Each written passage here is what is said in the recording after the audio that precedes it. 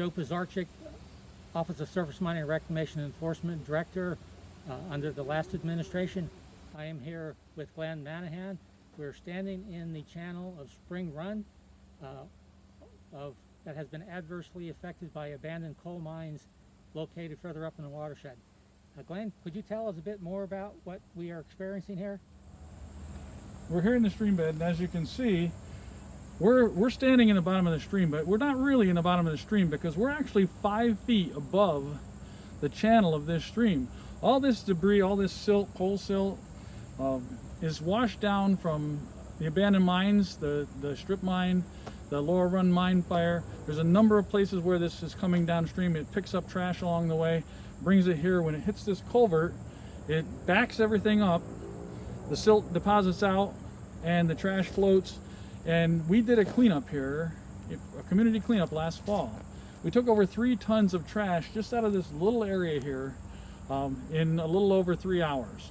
So it's one of those things that we really need to pay attention to. We really need to focus on.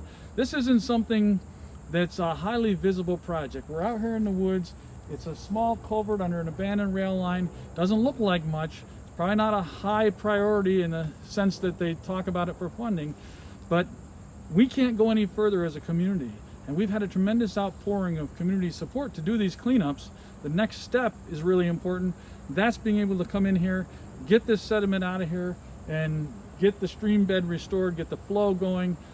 There's actually fish that can live in this stream, and we need to make it so that's a lot more viable. Thanks, Glenn. You're right about there being fish in this channel. I was upstream a little bit ago, and there are minnows living in it where there is water in the channel where it hasn't been buried by all this waste coal and sediment from the abandoned mine lands. And you're right about this site not being a high priority from the danger standpoint under the AML, but it's a high priority from an environmental standpoint.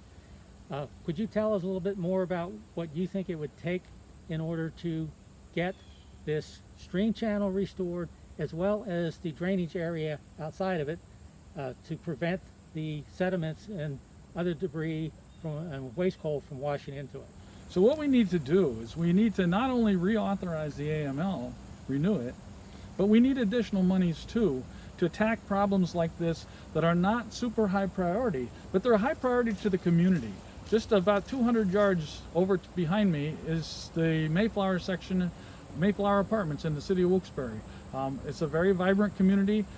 This area could be a beautiful green space if this stream bed were restored, but we need money for the conceptual design, for the planning, for the equipment, for all the things that go into a project like this that you don't see up front, but that work has to be done before you can put boots on the ground and actually clean this stream out and get it flowing again. So we need not just to renew the AML, but we do need additional money from the Treasury to tackle situations like this, because it's going to improve the quality of life for the whole community. And you have such an outpouring of community spirit here to get the cleanup done. This is the next step we need to take to pull this together.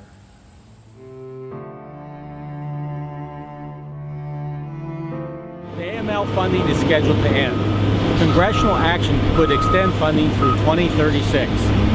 If funding is renewed, jobs will be saved, communities will be lifted out of poverty, and all of the economic benefits of our other videos will be realized, not just in Pennsylvania, but across the United States.